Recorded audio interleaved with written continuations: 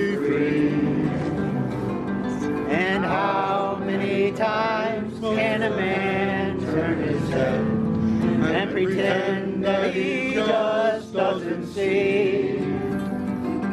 The answer, my friend, is blowing in the wind. The answer is blowing in the wind.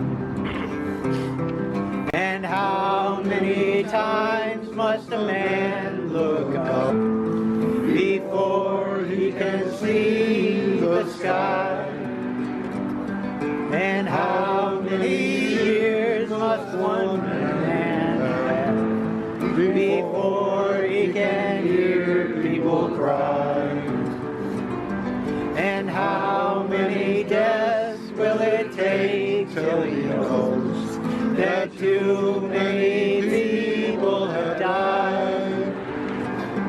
The answer, my friend, is blowing in the wind.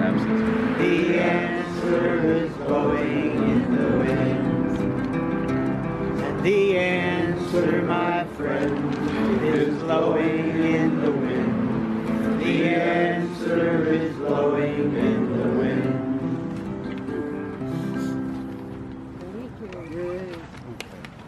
Thank you for singing. Thank you for playing. What's that? Jim Clune is going to do a piece right now, and later, before Jim starts, we will be going inside. If some people would like to go in for some refreshments. Sing another song by Eric Bogle, who's a folk singer who was born in Scotland and now lives in Australia. I'd like to sing one about World War I. It's called The Green Fields of France. I usually think of it as Willie McBride. Well, how do you do, Private Willie McBride? You mind if I sit here down by your graveside? And I'll rest for a while 'neath the warm summer sun. Been walking all day long and I'm nearly done. And I see by your gravestone you were only 19 when you joined the glorious fallen in 1916. Well, I hope you died quick and I hope you died clean. Or Willie McBride, was it slow and obscene?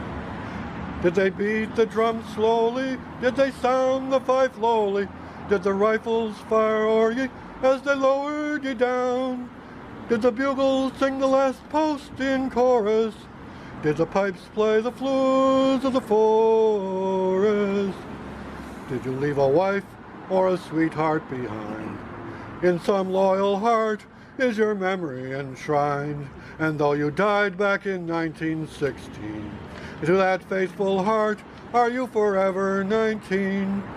Or are you a stranger without even a name, forever enshrined behind some glass pane, in an old photograph torn and tattered and stained, and fading to yellow in a brown leather frame? Did they beat the drum slowly? Did they sound the fife lowly? Did the rifles fire o'er ye as they lowered ye down? Did the bugles sing the last post in chorus? Did the pipes play the flues of the forest? Well, the sun's shining brightly on these green fields of France. The warm breeze blows gently and the red poppies dance. The trenches have vanished long under the plow. No gas and no barbed wire, no guns firing now. But here in this graveyard it's still no man's land. The countless white crosses in mute witness stand to man's blind indifference to his fellow man, and a whole generation who were butchered and damned. Did they beat the drum slowly? Did they sound the fife lowly? Did the rifles fire o'er ye as they lowered ye down? Did the bugles sing the last post in chorus? Did the pipes play the flues of the forest? Well, I can't help but wonder now, Willie McBride, do all those who lie here know why they died? Did you really believe them when they told you the cause? Did you really believe that this war would end war?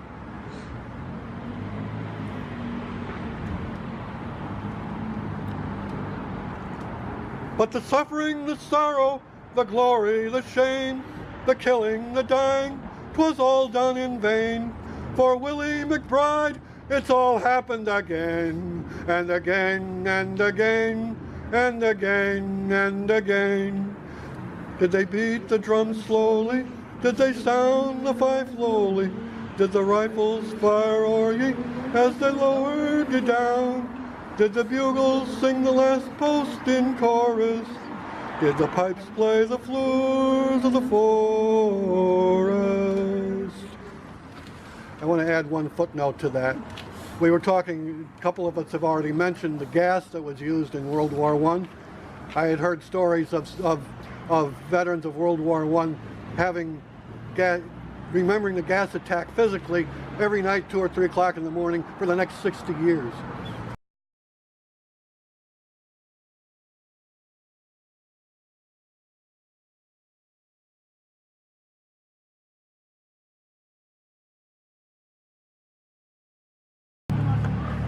All right, my name is Jack Gilroy, and I'm president of Broome County Veterans for Peace. We're here today for one prime purpose. We're here to celebrate peace. We're not here to celebrate warriors. We are not here to praise any particular war.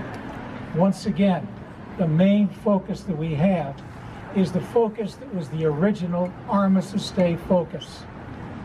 The thanksgiving that people gave that there was an end to the horrible, absolutely dreadful bloodshed of World War I. Millions upon people killed because of lies, because of power, because of the arms industry, a whole series of issues, but it was the young blood that eventually suffered. The Republican Herbert Hoover, who was actually in the Wilson administration, said, "Isn't it interesting that it's the old men who declare war, and it's the young who must go fight and die." So when Armistice Day was created in 1919, 1 year after the end of the hostilities, which was 11/11/11/1918, the 11th month, the 11th hour, the 11th day, when hostilities were ended, they decided the following year they would begin a true celebration of Armistice Day. From 1919 until 1954, this is the way it was. In 1954, it changed. And now it's thank you for your service. Now the warrior has been glorified. And Veterans for Peace is saying, let's go back. Let's reclaim Armistice Day. That is the theme of Veterans for Peace. It is veteransforpeace.org. You can go on and check out all of their information on Armistice Day and why they are doing it. Thankfully, we have a church, First Congregational, that has always been so gracious in issues of peace and justice. And Reverend Art Suggs would like to say a few words, and so we very much appreciate Reverend Suggs for saying a word or two about his view, and we'll find out. I don't know what his view is, but we'll find out very shortly and what he's going to have to say. Thanks, Art. As pastor of this church, I would like to say it's an honor to have you here. We also believe in peace. This notion of having the name changed in 1954 to Veterans rather than to Armistice is something that's troubling in my mind, because the whole purpose of war, ostensibly, is to create an environment of peace. And of course, it's not been used that way multiple times in the past. But I agree with the Veterans for Peace organization that the primary emphasis really should lie on the laying down of arms and the means for that to be possible. One of the means to do that I would like to talk about in at least a little bit more detail has to do with the cost of war. If you remember, but just a few years ago, Matt Ryan, our former mayor, got in a world of trouble simply because he wanted to have a visible calculator of the dollar cost, a running calculator of the dollar cost of the war in Iraq. And I was troubled by that because that's just simply a fact. You know, this is how much it costs. But he got into serious trouble, political trouble, for wanting to do that. And then you folks have created this display. And what it comes down to is that over the course of several wars, the ratio appears to be 70-1. So here in the United States, as American citizens, for the most part, we recognize, oh my goodness, there's been an American death. You know, 4,500 of them, for example, for the Iraqi War, versus 450,000 deaths total. And so for that particular war, that's the example I used in the sermon this morning, the ratio was 100-1. And so if you include Vietnam and a few others, the ratio overall is 70-1. And I suppose it's human nature to recognize the death of our own. But that's not what God's teachings seem to be. Aren't we all children of God? Doesn't it say at the very beginning that we're all made in the image and likeness of God? And so therefore, it strikes me that it is a mark of spiritual maturity to then recognize any death, not just the death of one that's near and dear to us. And so there's the dollar cost, there's the human lives cost, and then as a pastor, I would like to talk about one other cost. This is my dissertation, and I wrote about this for a couple pages. And I'd like to read just a couple paragraphs on it. Talking about post-traumatic stress disorder and its relationship to being made in the image of God, and what it does to a soldier who then has killed somebody. What does it do to one human being who has then killed another human being? What happens on the inside? Counseling services are now routinely part of military divisions and are available to police departments throughout the country. But what has barely been studied at all is the actual effect upon a person of simply having killed another, regardless of any rationale or justification.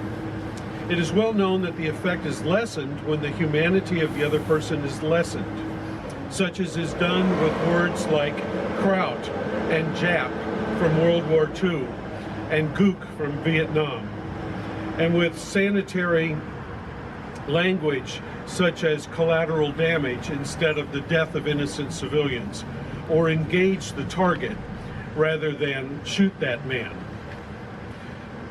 Dan Baum, a freelance writer, tells of the Veterans Administration hospitals and storefront centers who are the first line in dealing with the soldiers' aftermath of having killed. And this is a paragraph that was very striking to me that I read from Dan Baum. He talks about a person by the name of Stu Brown, who was the head of a storefront center in Boulder, Colorado, said that unlike losing a buddy or witnessing terrible things, coping with having killed is a spiritual, not a psychological task. Quote, "You recognize you did the unthinkable.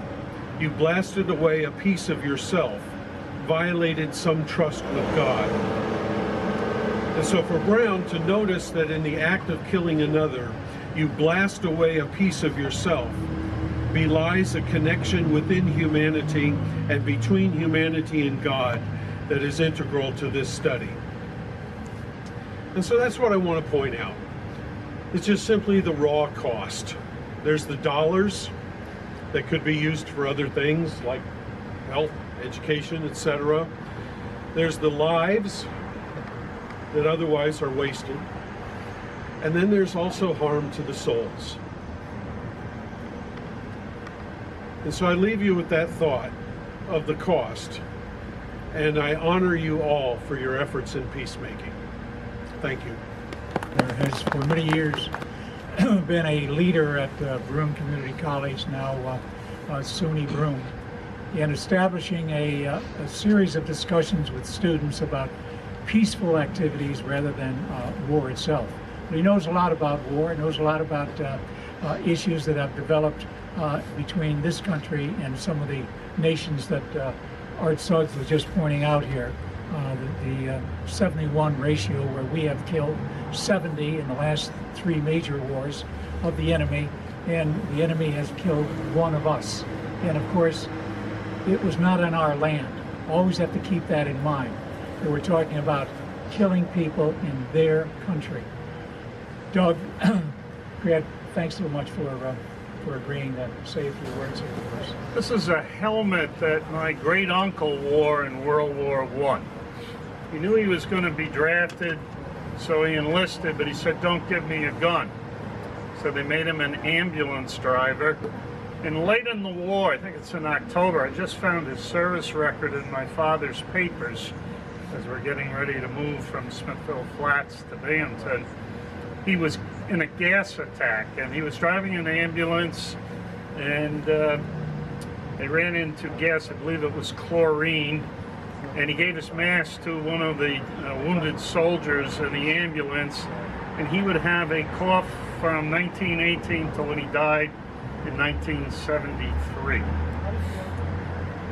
In 1961, Jack Kennedy became the President of the United States, and he insisted that his staff, the West Wing, I can only imagine if our current president would ask the West Wing to read anything, he wanted his staff to read Barbara Tuchman's book, The Guns of August, which chronicled the 6-week lead up to World War I. He said, "I want to make sure that, especially in the height of the Cold War, we don't make another mistake like was made in the events leading up to August 4th when the guns started booming." And by the way, it's more by capricious luck than anything else that we avoided World War III in October of 1961. As a child growing up, my uncle fought in World War II, went across Normandy D-Day +1, and I was born on June 6, 1945. I always raised the American flag on my birthday, and I kept thinking of my 2 uncles, my great uncle. And like Ron Kovac, born on the 4th of July, I was a Cub Scout, and I can remember at the age of 12 carrying an American flag at the head of a parade on the 4th of July. Well, one of the problems is when you start reading history and you really begin to understand the events that unfold, those popular myths begin to dissolve. Otto von Bismarck said something to the effect, "Some damn fool will start the next great war, and it will start in the Balkans." He wasn't far off. Edward Grey, who was a pretty mediocre foreign policy person, he was the head of the Foreign Office in 1914, said on the evening of August 3rd, that, and he knew that war was now going to break out, "The lamps are going out all over Europe, and we will not see them relit in our lifetime. 4,000 people will die daily, every day, in the so-called Great War." We had a decision to make in 1917 when the Germans basically resumed unrestricted submarine warfare as to whether or not we were going to jump in on the side of the Allies. Well, Wilson, who had promised to keep us out of war, decided he was going to shift course. We lost not quite 120,000 men. We came out of that war claiming that we had made the world safe for democracy and that we had fought the war to end all wars. If you look at the Versailles Treaty, there are 2 clauses that are written by a young 30-year-old man working in Wilson's delegation, John Foster Dulles, a good Presbyterian, who saw the world, unlike Reverend Suggs, in black and white. Clause 231 is the moral guilt clause that holds the Germans and their allies solely responsible for the outbreak of the war. And Clause 232 is the famous reparations clause. By the way, if the Germans had paid off all the reparations they owed, the last reparation payment would have been done as I was being promoted to full professor in 1982. The Germans probably could have paid that. But you cannot understand what happens after this war. You cannot understand the rise of Nazism, the rise of Hitler, without understanding the Versailles Treaty and Clause 231. Clausewitz, the famous German military strategist in the 19th century, made that banal pronouncement that war was simply the extension of foreign policy by other means. What World War I, or the Great War, basically did to transform that is to suggest that war was hatred by other means. Vera Brittain was a young woman who had gone to Cambridge, and she wrote very extensively on how this war impacted her. Her fiancé, her brother, and her other two close male friends were all killed by the end of the war. Her life in many ways was initially shattered, and she spent the rest of her life trying to pick up the pieces. But she wrote a famous book turned into a film about 3 years ago called Testament of Youth, which is really, if you haven't seen it, worth looking at. Eric Maria Remarque wrote All Quiet on the Western Front, and he describes piles and layers of bodies. By the way, he had been in the war for 4 years, one on the other. He describes rats gnawing at dead bodies. The French General Foch said two things that are really interesting. He said the center is collapsing and the right wing looks like it's turning around. We're off to a good start. This was his description of a French offensive. At Verdun, the German leader, Falkenhayn, said, "We will bleed the Germans to death. If we kill 2 Frenchmen for every German, we come out ahead." Unfortunately, his ratio was about 50-50. It was a bloodbath of 500,000 dead. But I think one of the things that you really need to keep in mind about this war, if you look at the world around us today, if you look at the problems between Palestinians on the one hand and Israelis on the other hand, you need to remember that the British promised the Arabs and promised Jews the same land to get their support in preserving their empire. And by the end of World War II, within 3 years of the end of the war, they have decided they can't solve this inextricable problem that they created as a result of this war, so they bail out of the Palestine Mandate. Weapons of mass destruction, chemical weapons, something that we still endure to this day, got their first real full rehearsal usage in World War I. The competitive nation-state system takes a bath in this war, given the numbers and given the failure to prevent another war.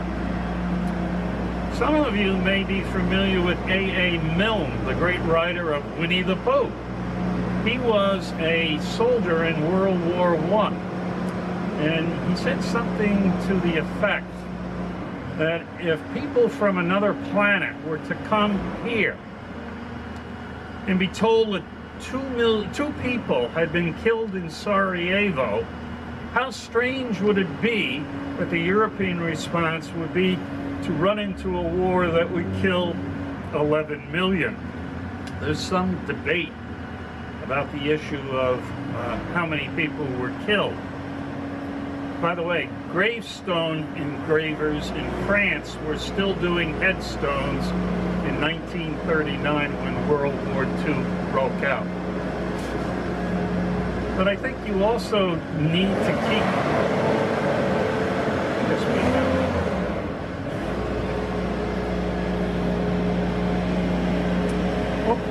that war produces collateral damage, as Reverend Suggs alluded to. The British made a very deliberate decision starting in January of 1917 to resume a blockade of Germany when it came around to food. Historians have conservatively estimated that between the beginning of that blockade in 1917 and they maintained it until the Germans signed the Versailles Treaty in June of 1919, that blockade would continue. Conservatively, 800,000 men, women, and children died from malnutrition and starvation in Germany. So if you're talking about creating the cultural matrix for another great war of collective suicide, the Allies have as much responsibility as the Germans. I would conclude to ask you to think, was Gray right that the lamps have gone out and we will not see them relit in our lifetime? And I would challenge you to think about our lifetime in terms of the prodigious amount of resources invested in maintaining an empire and invested in a war machine. We're all complicit. Thank you. Okay, Larry. Hello, I'm Larry Evans. I'm Vice President of the local chapter of Veterans for Peace, and I served in the Cold War. And a lot of people don't understand the Cold War at all very much, but this past week, an event in the Cold War hit its 29th year anniversary, and I want to lead it back to the failures of Versailles led up into World War II, which led up into the total aftermath in Europe. And as we grew up, Europe was a divided place. And in 1989, that wall went down, including the Iron. I was on the Iron Curtain. I wasn't in Berlin. But at any rate, one thing that's something to at least reflect about is that war ended not with two armies having a big battle and having a some sort of a surrender, but it ended with citizens chipping away that wall. And I don't know why, but it's always kind of something I can't understand, that if that war had ended, which it could have, Europe, I think in that time, if things had gone wrong, it would have made World War II Europe look pretty small. It would have been gone. Why don't we take more, spend more time? I mean, Europe does. Europe seems to take a lot of pride in the fact that it ended that way, by the people taking it over, instead of if it had gone wrong, they would be pinning medals on us. Yeah, now we don't take enough credit for things when they go right like that. There wasn't the carnage that there could have been. So it just always baffled me that when things look like World War I, World War II, we have parades. When things go right, nobody seems to care, and we should reflect on that. From our folk artist. You love the land of the free, bring 'em home, bring 'em home. Bring 'em back from overseas, bring 'em home, bring 'em home. It'll make the politicians sad, I know, bring 'em home, bring 'em home. They wanna tangle with their foe, bring 'em home, bring 'em home. They wanna test their grand theories, bring 'em home, bring 'em home. With the blood of you and me, bring 'em home, bring 'em home. Now we'll give no more, break 'em guys, bring 'em home, bring 'em home. For the gleam in someone's eyes, bring 'em home, bring 'em home. The men will cheer, the boys will shout, bring 'em home, bring 'em home. Yeah.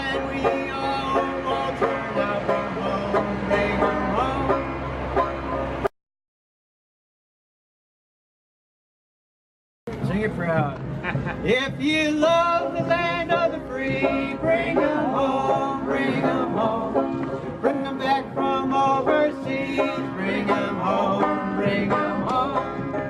Bring them home, bring them home. With the blood of you and me, girls and boys, bring them home, bring them home. We will lift our voice and sound, bring them home, bring them home. Young and Johnny from Binghamton, bring them home. Bring them home, bring them home, bring them home. Bring them home, bring them home, bring them home, bring them home. I hear, know why they died. Did you really believe them when they told you the cause? Did you really believe that this war would end war? Well, the suffering, the sorrow, the glory, the shame, the killing, the dying, 'twas all done in vain. For Willie McBride, it's all happened again, and again, and again, and again. Did they beat the drum slowly? Did they sound the fife lowly? Did the rifles fire ye as they lowered ye down?